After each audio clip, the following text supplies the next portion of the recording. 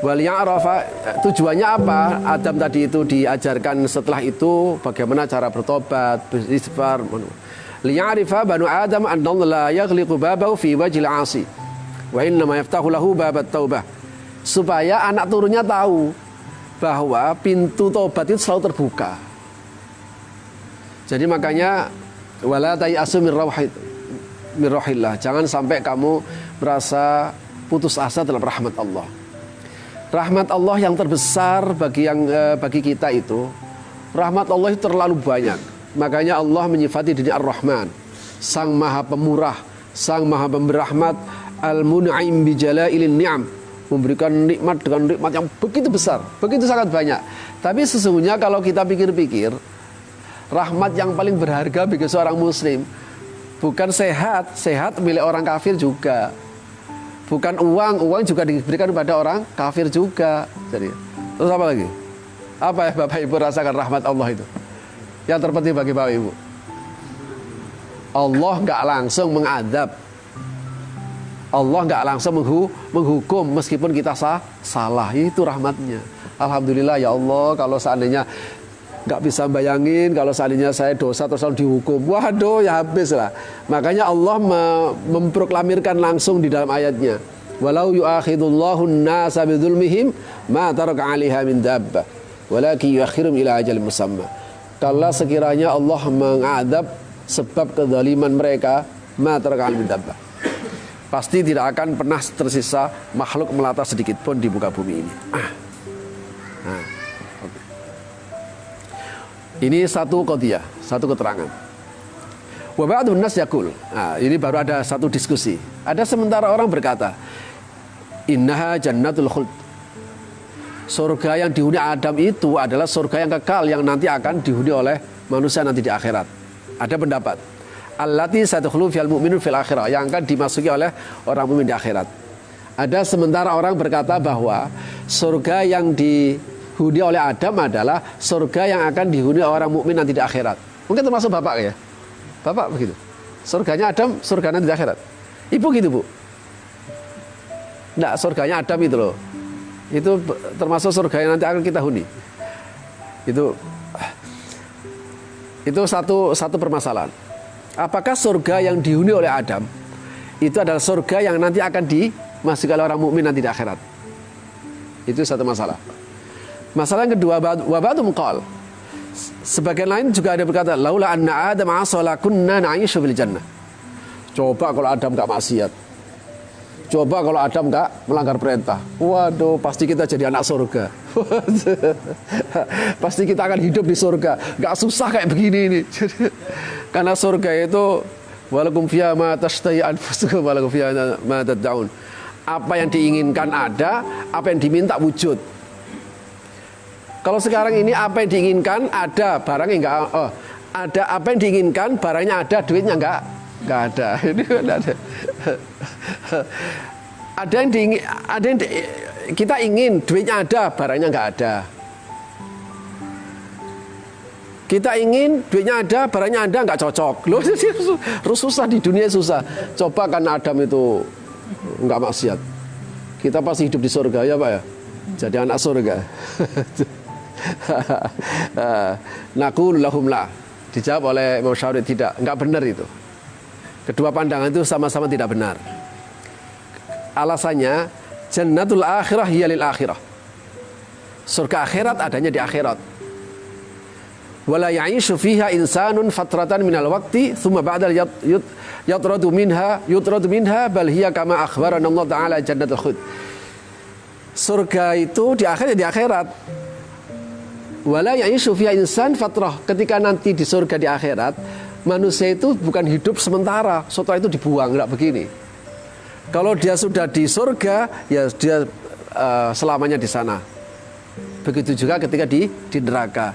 Kullu man dakhalaha 'asha fi na'imin abadiyyin. Setiap orang yang masuk ke surga, dia akan merasakan kenikmatan yang abadi, yang tidak akan hilang dan sebagainya. Nah, ini surganya Adam kan hilang nanti. Idzan fama hiyal jannah, kalau begitu fama hiyal jannah allati 'asha fiha Adam wa Hawa. Kalau begitu surga apa yang dimaksudkan surga di mana Adam dan Hawa hidup di dalamnya. Hadhil jannah hiya jannatut tajribah. Surga ini hanya tempat yang disediakan oleh Allah untuk melatih Adam. Bapak nggak usah nanya saya tempatnya di mana, Pak.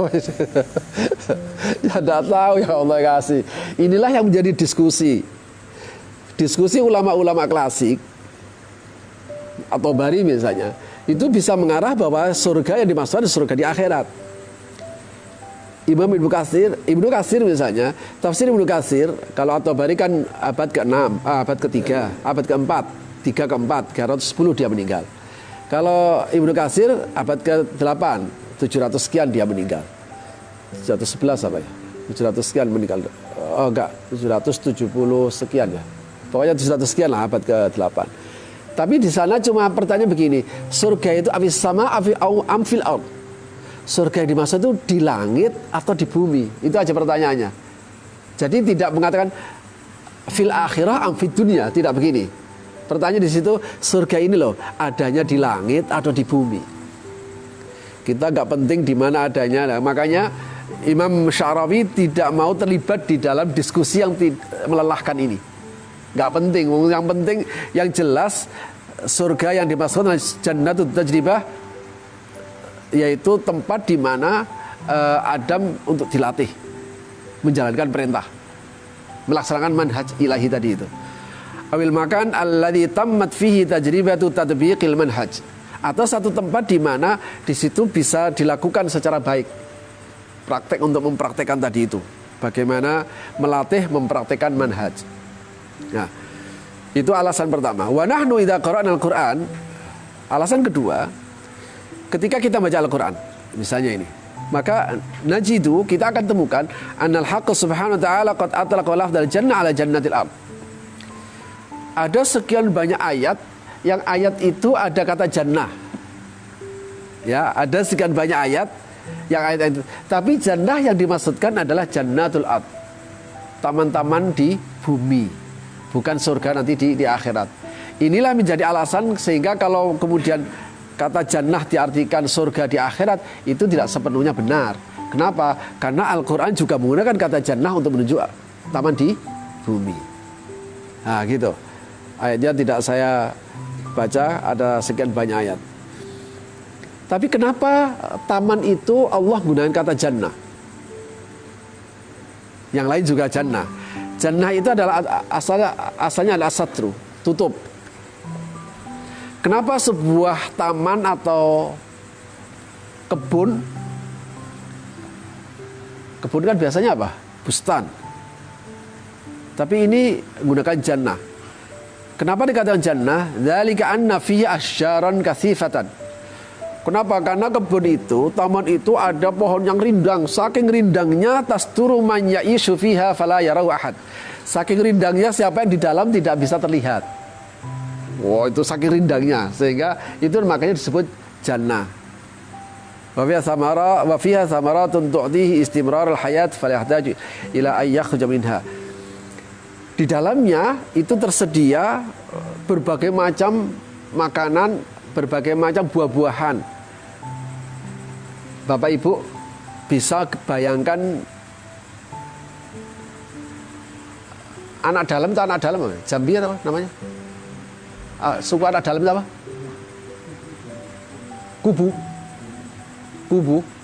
Oh, enggak, suku anak dalam Jambi itu loh. Ya. Sama Banten ada namanya apa? Badui dalam. Itu mereka itu hidupnya sebelum orang itu tahu, mereka hidup di dalam. Enggak berinteraksi dari luar, ya kan? Enggak berinteraksi dari luar. Sekarang aja. Makanya sekarang kalau ada orang Badui kok membawa apa biasanya? Madu. Jualan madu itu cirinya satu. Kalau dia Badui beneran itu nggak pakai sandal. Nah itu baru itu cirinya itu. Kalau dia jalan kemana itu nggak pakai sandal. Oh itu berarti Badui beneran. Makanya orang Banten itu biasanya punya kekuatan kayak Badui gitu. Jadi biasanya nggak pakai sandal. Gitu. Loh, mereka itu kan hidup di dalam tanpa interaksi dengan yang lain. Kenapa? Karena dihidupi oleh makanya apa yang dia tinggal namanya jannah namanya. Ya, cuma kita mengartikan surga ya jangan diartikan surga supaya tidak terjebak. Artikan saja bahwa kebun yang rindang yang menyediakan begitu macam berbagai macam buah-buahan yang bisa menjadikan orang bisa bertahan hidup di dalamnya. Dan ini rasanya tidak aneh kalau penjelasan seperti begini, ya Pak ya. Ada sekian banyak suku yang tidak berinteraksi dengan luar, tapi dia hidup di dalamnya. Kenapa? Dikasih makan sama alamnya. Makanya dia perputaran ini menjadi wajar. Ekosistemnya bisa terjaga. Masuk orang kota, tetap bagi KP bahasa, udah ini yang rusak itu orang kota itu orang pinter. Makanya orang pinter kalau nggak soleh itu ngerusak tatanan umat. Ya pinter tapi nggak soleh. Makanya jangan punya cita-cita punya anak yang pinter, tapi cita-cita punya anak yang soleh. Jadi, iya, yang ngerusak dunia ini orang pinter, orang bodoh nggak bisa. Tapi nggak soleh jadi gitu. Mungkin saja orang-orang anak dalam badui anak dalam yang di Jambi mungkin tidak berpendidikan, tapi dia tahu caranya berinteraksi dengan alam semesta. Makanya dia bisa hidup. Saya ingin katakan bahwa itulah namanya jannah. Nah gitu. Itulah yang namanya jannah. Yang terjemahan kita artikan dengan surga. Sialnya, ya ini sial, saya harus bilang sialnya. Sialnya pikiran kita itu, kalau kita mendengar kata surga, itu selalu hubungannya dengan akhirat. Itu saja. Padahal ada sekian banyak ayat. Misalnya di surah Al-Qalam, Inna balaun kama ban ashabal jannah, id aqsamu yasmunna musbihin. Hadi qissat ikhfa alladhi kan yamlikuna jannah min jinal ard, famana'u haqqal faqir al-miskin yatim. Di surah Qalam ayat 17-18, itu ada kata, kami uji mereka sebagaimana kami menguji pemilik surga. Loh gitu. Bahasanya ashabul jannah. Al-Qalam ada punya terjemah? Ada yang punya terjemah di situ? Kalau tidak diterjemahkan dengan jannah, Al-Qalam kebun. Iya, bila kebun, iya. Loh ya, jannah ini kebun kan? Iya, padahal katanya adalah jannah. Sama dengan jannah tajri min tahtiha al-anhar, itu jannah juga. Coba diartikan surga. Jadi tidak benar kalau kata jannah itu artinya selalu artinya surga, itu tidak benar. Sama dengan kata jihad. Jihad itu tidak bisa diartikan perang. Kenapa? Karena ada sekian banyak ayat yang sebutnya jihad tapi bukan perang. Bahwa perang bagian jihad iya. Sama dengan jannah. Surga itu jannah iya. Kebun itu jannah juga iya. Nah, kebun itu kenapa disebut jannah? Kenapa tidak disebut bustan? Atau sebutan-sebutan yang lain? Karena kebun yang dimaksudkan itu rindang. Pertama, pohonnya lebat. Di situ ada sekian banyak buah-buahan yang memungkinkan orang tinggal di sana, yang memungkinkan manusia bisa tinggal di sana tanpa interaksi dengan yang lain. Oh, kalau ini contohnya ya paling gampang sekali, betapa banyak kita temukan seperti itu.